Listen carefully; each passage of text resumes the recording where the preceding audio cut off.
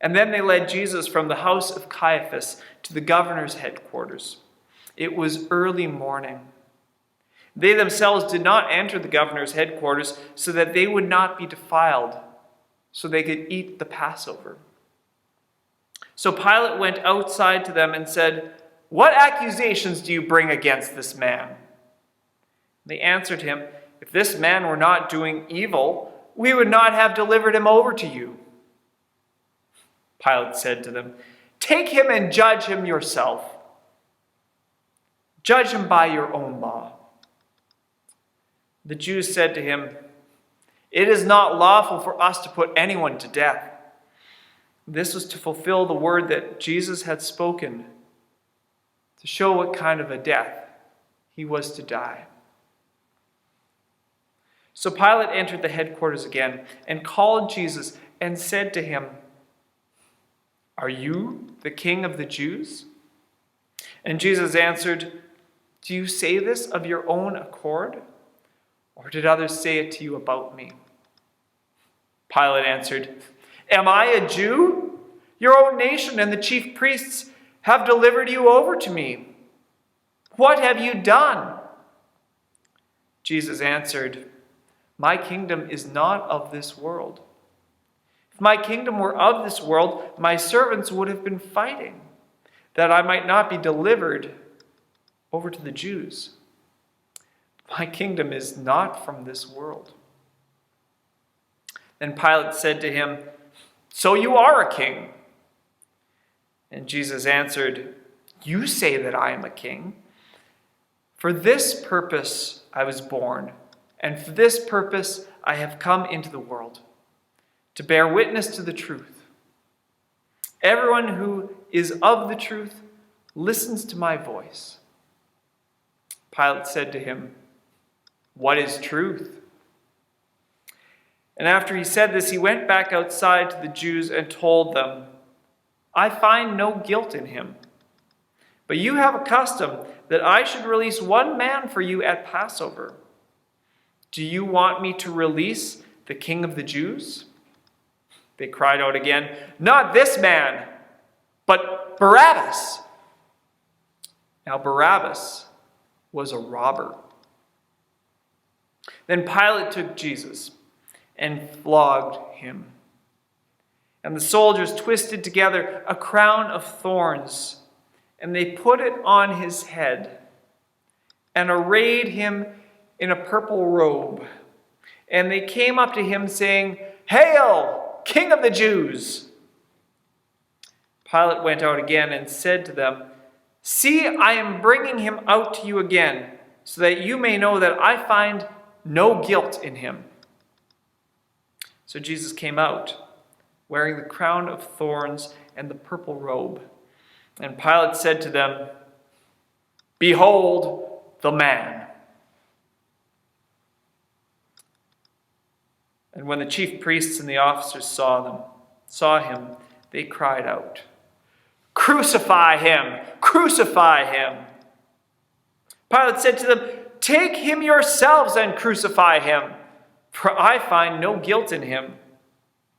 Then the Jews answered him, "We have a law, and according to that law he ought to die, because he had made himself the Son of God." And when Pilate heard this statement, he was even more afraid. He entered his headquarters again and said to Jesus, "Where are you from?" But Jesus gave him no answer. So Pilate said to him, "Will you not speak to me? Do you not know that I have the authority to release you and the authority to crucify you?" Jesus answered him, You would have no authority over me unless it had been given you from above. Therefore, he who delivered me over to you has the greatest sin." From then on, Pilate sought to release him, but the Jews cried out, "If you release this man, you are not Caesar's friend. Everyone who makes himself a king is an enemy of Caesar." So when Pilate heard these words, he brought Jesus out, and he sat down on the judgment seat, at a place called the Stone Pavement, and in Aramaic, Gabbatha. Now it was the day of the preparation of Passover. It was about the 6th hour. And he said to the Jews, "Behold your king." They cried out, "Away with him! Away with him! Crucify him!" Pilate said to him, "Shall I crucify your king?" The chief priests answered, "We have no king but Caesar." So Pilate delivered Jesus over to them to be crucified. Were you there when they crucified my Lord? Were you there when they crucified my Lord? Oh, sometimes it causes me to tremble, tremble, tremble. Were you there when they crucified my Lord?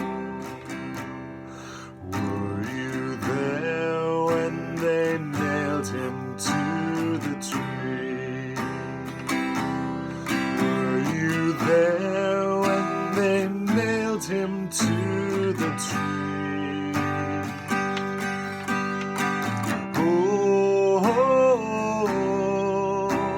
Sometimes it causes me to tremble, tremble, tremble.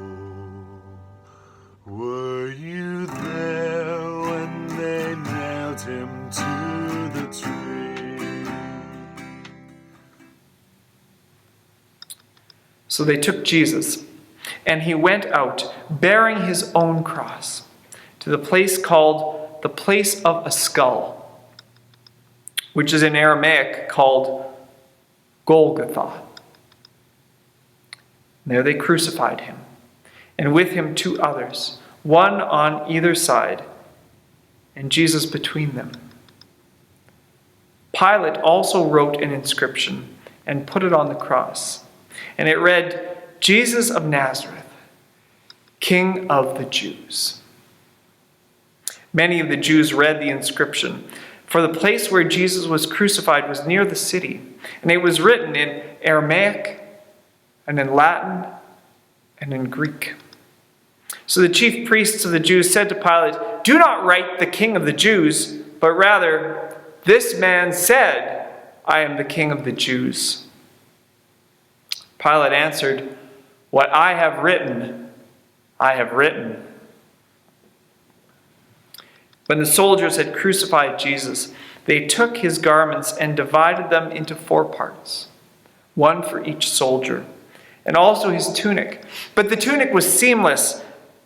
So they said to one another, "Let us not tear it, but let's cast lots to see whose it shall be."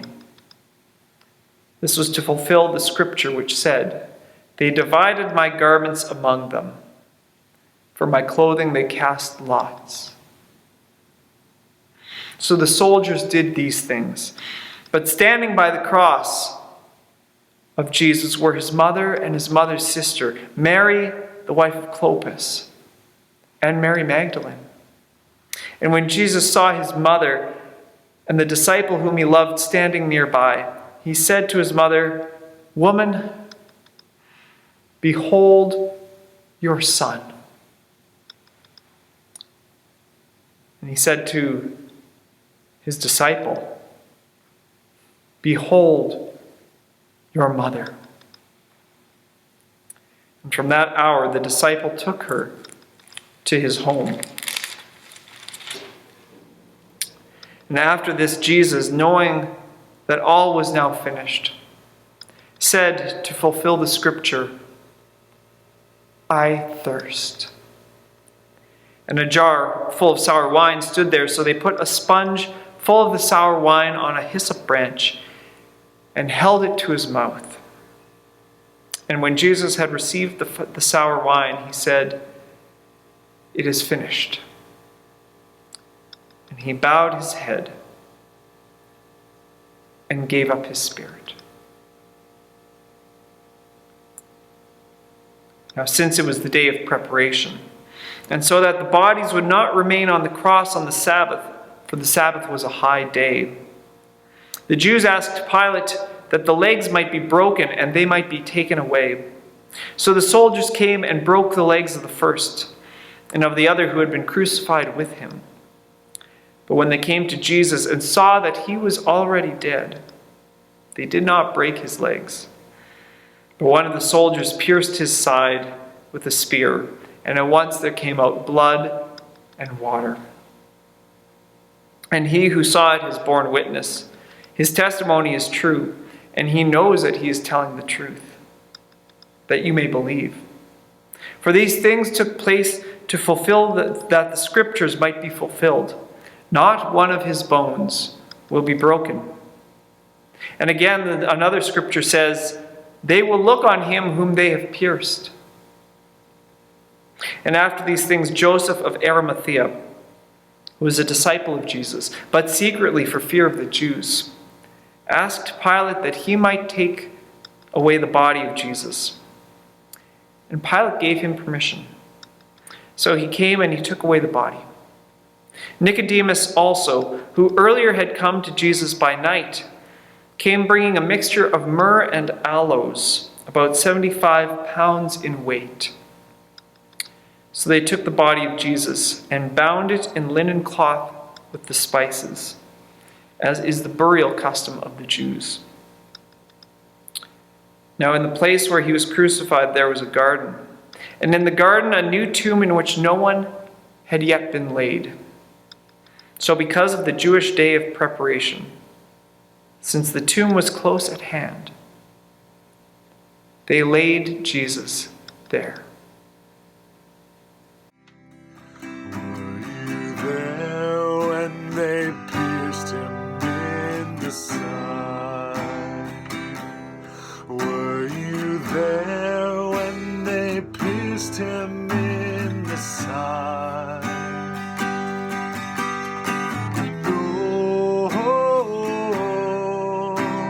Sometimes it causes me to tremble, tremble, tremble.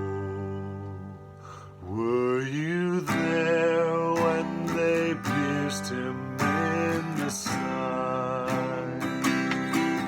Were you there when the sun refused to shine?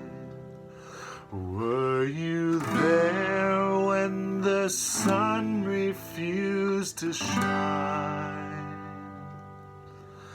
Oh, sometimes it causes me to tremble, tremble, tremble. Were you there when the sun refused to shine? Were you there when they laid him in the tomb?